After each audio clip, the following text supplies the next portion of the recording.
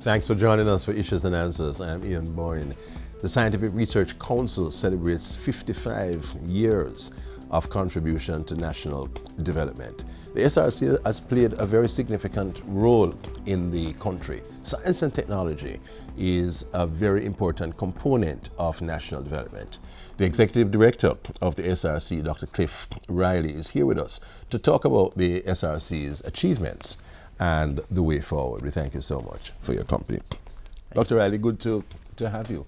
You are perhaps the youngest ever Executive Director of the SRC. I believe so. I believe so.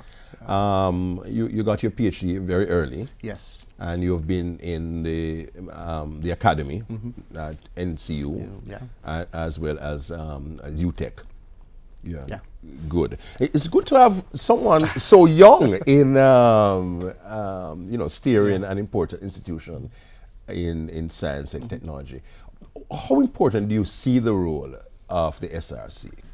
The thing is that science and technology is absolutely critical to any country's development, and it is clearly written in the Vision 2030 developmental plan in terms of looking at outcomes 11 and 12 being a technology-enabled society. When you look on all developed countries, you tend to find that they have a heavy focus on science and technology.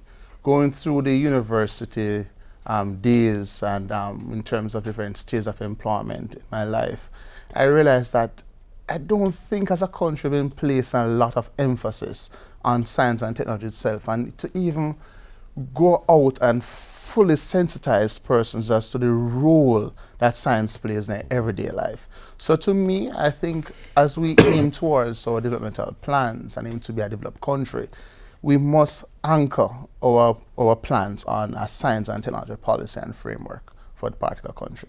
Yes. Tell us about your own emphases and thrusts for the SRC now. One of my major focus for the SRC is to really realign back the council as a research and development institution. Okay. We have a number of R&D institutions at the University of West Indies, UTech, and Northern Cambridge University.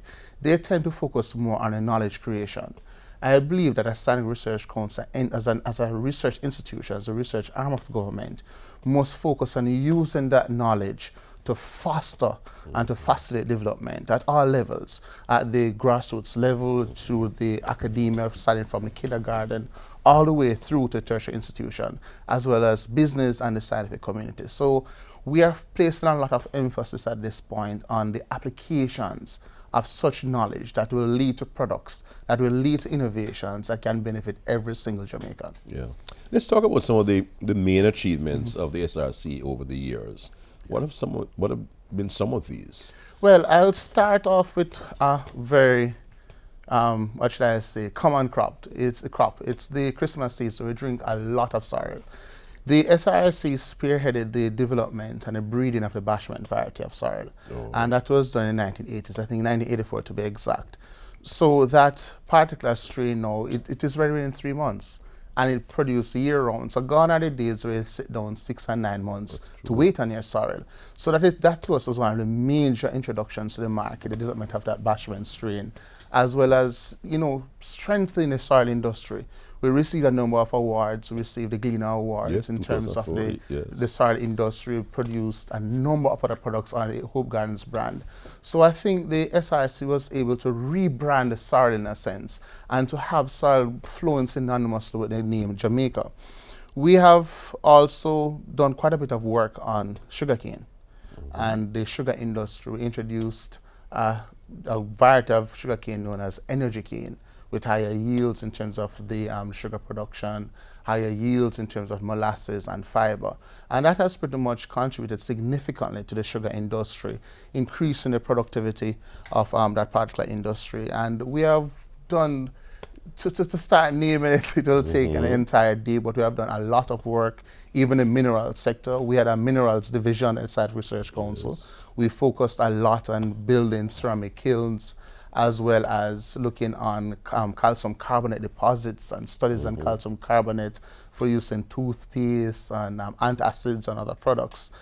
One of the things now that we see quite a bit that I'm very, very pleased with and very, very, very pleased is the biodigested septic tank systems which came on board pretty much in about 1994. That is a technology that our team developed at the Scientific Research Council. It's a patented technology. We received a patent in 2006, and we have since built over 500 systems across Jamaica. 500? Over 500 systems. One of the beautiful things about the biodigested septic tank We'll take the break at this point. We're looking at the SRC. It celebrates 55 years this year. It's an important institution. Its executive director, Dr. Cliff Riley, is with us. We take a break, but we'll be right back. Hello, I am Grace MacLean, Chief Education Officer of the Ministry of Education. I would like to fully endorse the Issues and Answers program. I plead through this medium that people must understand that we have to be much more efficient. Congratulations to GIS and Issues and Answers, which is really to provide the Jamaican public with information, tangible information about different kinds of activities within the government of Jamaica. And I sincerely hope that this program will continue to grow from strength to strength. Issues and Answers, every Sunday during Jamaica Magazine on this station.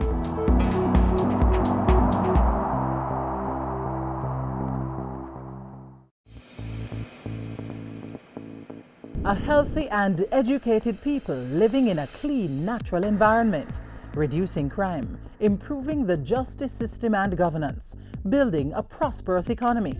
It's not just a vision, it's reality. Learn about the plan. Join the vision. My country, Jamaica, has a rich heritage and is very unique. If we all pull together, we can make it the place of choice to live, work, raise family, and to do business.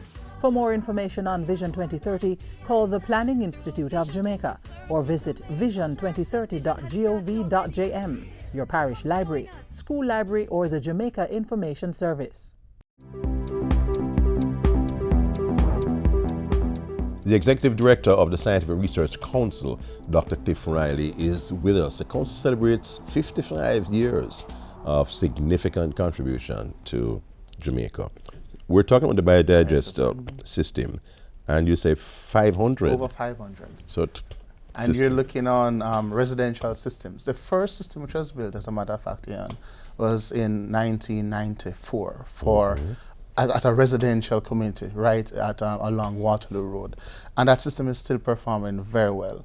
So that client used the gas from his waste to cook in his own kitchen, also utilized the fertilizer being produced on the system, as well as the runoff water for irrigation. So it's pretty much a system that is solving quite a bit of problems.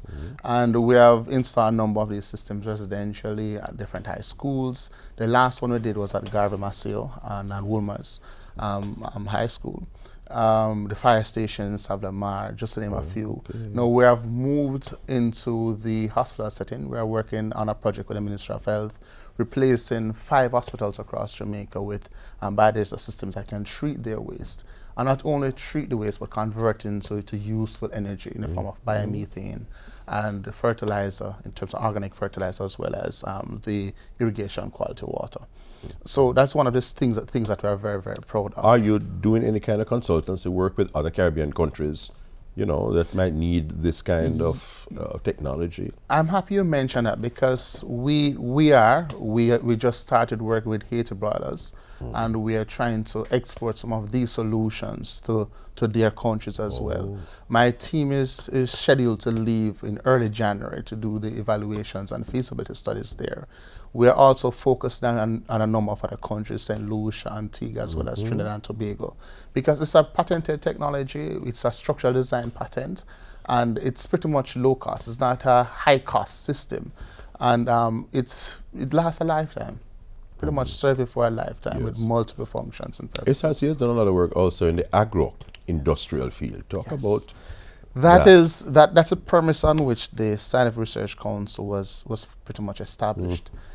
Let's take tissue culture for example. We look on the adaptation of technologies as well and implementation of foreign technologies.